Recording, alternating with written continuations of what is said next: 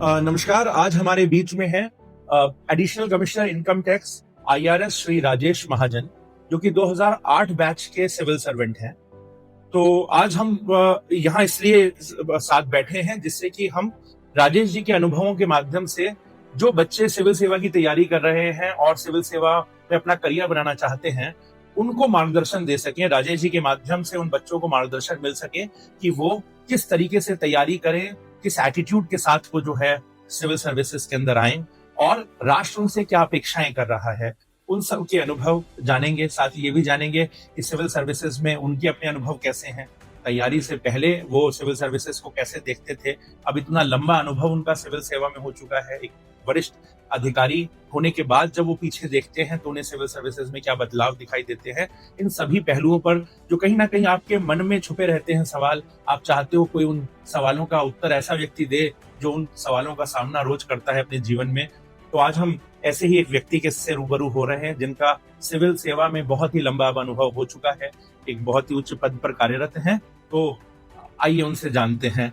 तो सीधी बात IRS officer Rajesh महाजन के साथ। राजेश जी, आपका बहुत बहुत धन्यवाद कि आपने हमें समय दिया। आपका एक अब लंबा अनुभव जो है सिविल सर्विसेज में हो गया, प्रशासन के शीर्षस्थ पदों पर अब आसीन होकर के इस राष्ट्र की सेवा कर रहे हैं। एक मेरा पहला प्रश्न तो ये है कि जो एस्पिरेंट्स सिविल सर्विसेज की तैयारी कर रहे हैं, उनको आपका क्या संदेश है कि वो किस एटीट्यूड के साथ सर्विसेज में आए। अब आप अपनी टीम में जो जूनियर ऑफिसर्स आ रहे हैं, नए सिविल सर्वेंट्स आ रहे हैं, वो युवा सिविल सेवक किस उद्देश्य से और किस एटीट्यूड के साथ सर्विसेज में, आप कैसे बच्चों को चाहते हैं कि आपकी टीम में?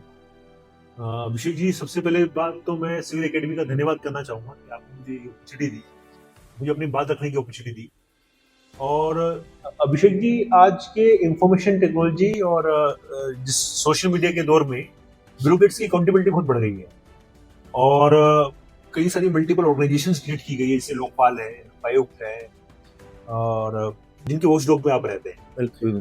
तो सबसे पहले ये है कि ब्यूरोक्रेट्स की इंटीग्रिटी अनडाउटफुल हो और वो प्रॉपर ट्रांसपेरेंसी से काम करे, वो सबसे इम्पोर्टेंट। सेकेंडली क्या है कि आज के दौर में गवर्नेंस के पैटर्न में काफी चेंज हो रहा है। पहले हम लोग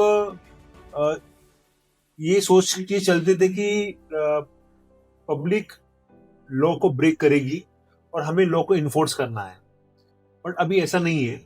हम लोग ये मान के चलते हैं कि पब्लिक जो है बाय नेचर लॉ अवॉइडिंग है, लोग पर वो अज्ञानता की वजह से, अवेयरनेस की वजह से, अवेयरनेस का अभाव होने की वजह से लॉ को फॉलो नहीं कर रही है। मतलब ये कि अभी हम अपने जो टारगेट ग्रुप्स हैं उनको ऐसे क्लाइंट समझने लगे हैं और हम लोग ये सोचते हैं कि हमें उनकी सेटिस्फेक्शन तक काम करना है, अप टू देयर सेटिस्फेक्शन हमें काम करना है।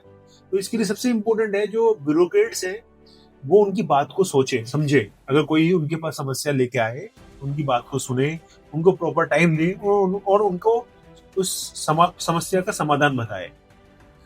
और पब्लिक के प्रति सिंपैथी होना ये भी इम्पोर्टेंट है।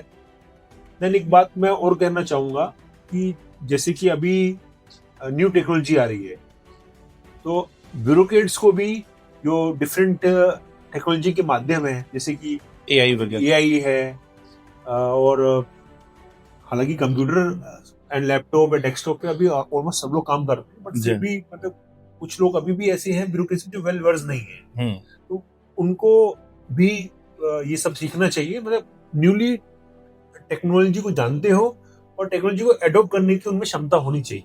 प्रशासन में भी अब एआई का इस्तेमाल बढ़ रहा है। अच्छा, आप टैक्सेशन डिपार्टमेंट में भी यूज हो रहा है एआई का? जी। तो नई टेक्नोलॉजी को जान करके बच्चे आए और आई थिंक संभवतः आगे परीक्षाओं में भी नई टेक्नोलॉजी से सवाल आने शुरू हो जाएंगे।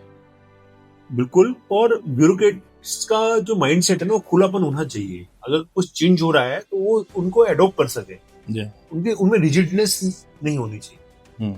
ये सब क्वालिटी होना बहुत इंपॉर्टेंट है, तभी वो एक सक्सेसफुल ब्यूरोक्रेट बन पाएगा और एक सक्सेसफुल टीम का पार्ट बन पाएगा, आई वुड से।